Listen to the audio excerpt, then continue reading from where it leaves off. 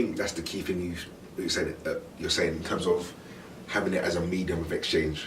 I think until it's accepted, then it won't be accepted by the masses. I think it's more used as an investment tool rather than spending on your everyday items. But the key thing is saying it's all about trust. It's like medium of exchange, fiat money, all of it in essence is trust. Because if you look at the £10 or £5 notes, all it just says is I promise to pay the bearer the sum of £5 or £10. It's only really trust.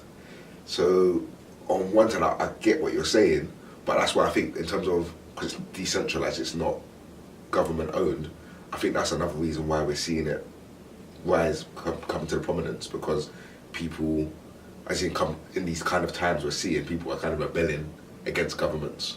So maybe cryptocurrency is another form of rebellion against governments for the future and moving money in a different direction. Because money is just in the old days it was cows and pigs, for example, plants.